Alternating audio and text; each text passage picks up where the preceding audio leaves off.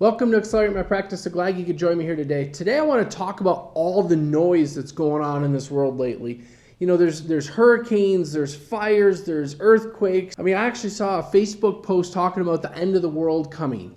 I don't know if the end of the world's coming. I have no idea. But I do know that if we let all of that noise get in our heads, it will do nothing but mess us up. So the challenge becomes, how do we handle it? And someone's going to be sitting here watching this going, sure, Darren, easy for you to say you're not dealing with a flood or a hurricane or this or that. And you're right now I'm not. But I can tell you a few short years ago when Colorado Springs burned down and half that fire was coming right at my house, our home was, ready to be evacuated. I was out of town. I was dealing with life. And in all fairness, I didn't deal with it well in hindsight. How I would deal with it now would be night and day different. And I have had my house flood, not like you guys have if you've been around the hurricanes in all fairness, but I've had it flood enough to where I had to pull all my furniture out of my basement, all my carpet up, and, destroyed it. So I don't want to come across as someone who's heartless with no compassion, who's not actually had to deal with this stuff, because I have had to deal with it. It's just been different. And every time anybody deals with it, it's always different. And never to say, I'm a huge believer, never to say that my pain, my problem is worse than yours, because they're all big to each one of us. No one's problems are worse than another one's. The minute we start judging each other like that, we're in trouble. So the way I see it is I see these natural disasters and all this noise taking place, whether it's political unrest with things being said, North Korea I think it is, whatever. All of this stuff going on is the fact that we can't control these things. I love how Stephen Covey put it. He talked about the circle of influence and the circle of concern. And what's interesting about that is the things in the circle of concern, oftentimes I have no ability to influence. I can't do a thing about a hurricane coming my way or a forest fire.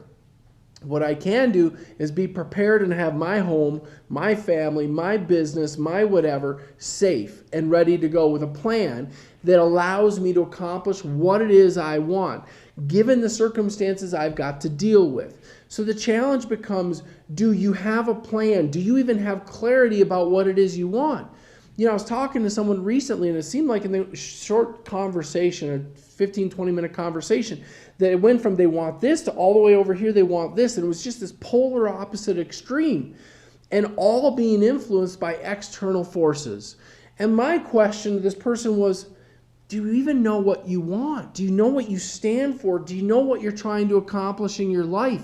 If you do, have clarity around it and pursue that, regardless of whatever natural disaster is coming your way. Because the reality is, all of us are going to have to deal with some sort of a disaster in our lives.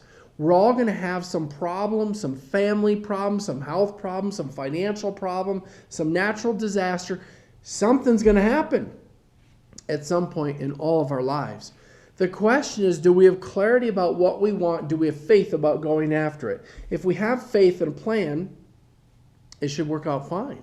Now, I'm not a believer in just sit back on blind faith and do nothing. I love the parable I heard once of, there's this huge flood, ironic timing, of course, but there's this huge flood coming to this valley.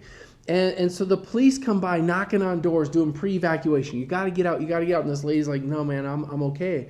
I'm praying God will be with me. So they leave. They come back. They're in a boat now. And they come back in the boat. And the lady's like sitting on her second floor looking out the window. And they're like, ma'am, you got to get out. You got to get out. You got to get out. And she's like, no, it's okay. I'm praying. God will be with me. And then she's on her roof. And the helicopter comes by, lowers the basket. And they're like, ma'am, get in the basket. Get in the basket. She's like, it's okay. God is with me. I'm praying. I'll be fine. And then she dies. And then all of a sudden she comes through the pearly gates. And she meets God. She's like, God, I'm so confused. I don't understand. I was praying that you would save me. I was praying that you'd take care of me. And God looks at her and goes, ma'am, I don't know what to tell you. I sent a sheriff in a car, I sent a sheriff in a boat, and I sent a sheriff in a helicopter, and you refused all three. My point in sharing all of this is that I think prayer is an awesome thing. But oftentimes we're presented with solutions to our problems, and sometimes we send them away foolishly, thinking that some miracle is going to just come out of the sky and go bing and solve our issues. And it doesn't always work that way. Oftentimes my belief is that we're being sent some sort of a solution in the form of a friend, a neighbor, a stranger, who knows what it is, coming your way trying to help you through whatever it might be. And sometimes we're intended to go through the challenge in life in order to get to the other side so we learn a lesson. Anyone who's been around me long knows that I've talked a whole lot about my marital strife and the challenges I've had in my marriage. And at one point I looked back at it like, man, why is this happening to me? Which was a really easy question to answer, of course. But I was sitting there going, what? How come? I don't get it. And, playing the victim card of, this isn't fair. And now I look back on those challenges, those years that were really, really tough, and I'm like, what a blessing that was. How much that transformed who I am, how much that transformed my wife, how much that transformed our marriage, how much it transformed my business. It transformed every single thing. I am so glad I went through those couple years of hell because it taught me a lot and it changed who I was as a person. Greatest gift ever. Sucked at the time. Can't deny that. And I'm sure if you're someone who's dealing with a flood, it sucks right now. It's so hard to know why these things take place. I don't want to go down the spiritual road too far, but all kinds of people are like, how come bad things happen? I don't know the answer. I know there's a lesson in all of this, though. There's something that we can take away from it that will make us better and more prepared for something in the future. I think back about my business years ago when it was first getting off the ground, the challenges I faced, and I don't know how many times Barb would just look at me and go, Darren, you're being prepared for something amazing. And I didn't really understand at the time. I was like, yeah, I'm being prepared for challenge or bankruptcy or firing somebody or getting a job at Walmart. I don't know what I'm being prepared for, but it didn't feel like anything great. And now I look backwards and I'm like, yes, I was being prepared. It was awesome. I'm so glad it took place. It wasn't easy, though. So the challenge is when you have all of this noise in your life, when you experience all of this challenge, do you have clarity about what it is you want? Do you have clarity about what you're pursuing? And sometimes the challenge and the noise will have you change what it is you want. You might have previously thought you wanted to be the president of the United States, and you might, through watching all the noise, go, oh my, no way do I want that anymore, and take a hard left turn and go somewhere else. And maybe that's the little boat being sent to you as a warning to change and alter your life.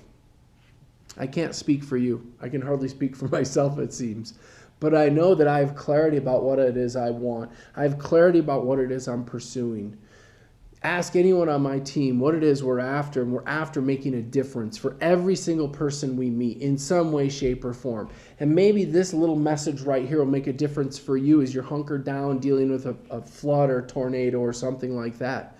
Because as I'm filming this right now, because we're not filming this live, as I'm filming this right now, I just got a text message from my sister worried about winds and flooding and all kinds of stuff and how it was going to impact her. I just saw on Facebook that my own personal coach, her basement's flooded and underwater. Tough things, no doubt. But I know my personal coach, Kim, she's still sitting there going, man, this sucks. And she got all of her stuff out. I haven't talked to her, but I'm going to guess. And I'll be curious to see if she watches this video and lets me know. And she probably is still sitting there going, you know what? It'll happen. We need a new carpet anyway. We needed to repaint the place. Maybe we're just going to move. Maybe I'm just going to do something completely different. It's so fascinating to see, for me, how some people who can control their emotional state really, really well, how it doesn't impact them. It does, but it doesn't slow them down. It sets them back. It course corrects, but it has them still moving the direction they want to go. So my question to you is, as you're talking to your coach, and if you don't have a coach, you should be talking to us about having one maybe. But as you're talking to your coach, are you sitting here seeing all this noise, allowing it to erode your plans, to get in your head, to mess you up? Are you playing victim through it all? Or instead are you going, hey, you know what? Let's go dance in the puddles for a little bit. Let's watch the wind blow. Let's see what happens. This might be actually kind of fun and interesting to see how things evolve. Now, I don't want anyone to get hurt for sure, so don't misunderstand that. And for those who have been, man, my prayers go out for all those people who have had injuries, and even for those who have had damage to their homes. It sucks. I've been there. I've done that. I get it. I've had my home ripped apart by a tornado multiple times in my life. I've had flooding in my basement. I thought my home was going to burn down. I've had these sort of challenges. And I can't say as though I've always dealt with them well. And I can't say as though I'll deal with the next one well. But I do have the training, the wherewithal, and the knowledge of how to now. My question is, do you? as you're facing whatever challenge you might be facing. Maybe the noise for you is a forest fire in the northwest. Maybe it's unsurmountable rain in the southeast. It's kind of crazy. You think you could just bring these two things together. But whatever the case is, I don't have a big enough fan to blow it that way. But what is your plan? Do you know what it is you want? Do you know what's most important to you? Because sometimes we don't even know that. If I'd have known what was most important to me, I wouldn't have had the marital challenges I had. The challenge was I had noise in my face, in my ears, everywhere around me, but I didn't have clarity about what was most important to me. I have that clarity now. My hope and prayer for all of you watching, especially those of you who might be in the face of challenges like this, especially natural disasters, is what's most important to you? Do you have clarity around it? Are you talking to those that are, your family, your friends, whatever it might be? Are you coming together, or are you falling apart during these tough times? The right answer is to come together so you can face these challenges and work through them. And I appreciate all the time we've gotten to spend here, and given you probably have a lot going on in your life. I'll let you go. And my phone's buzzing, which is probably a subtle hint. Sam's trying to figure out what the noise is. It's a sign I should stop talking, I think. But I thank you so much for all your time. I can't wait to see you again. And God bless all of you guys. Be safe out there. If there's anything we can do to help, certainly let us know.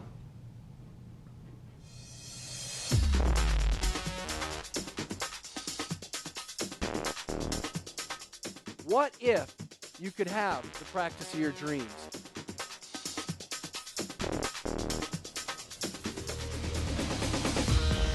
What's holding you back?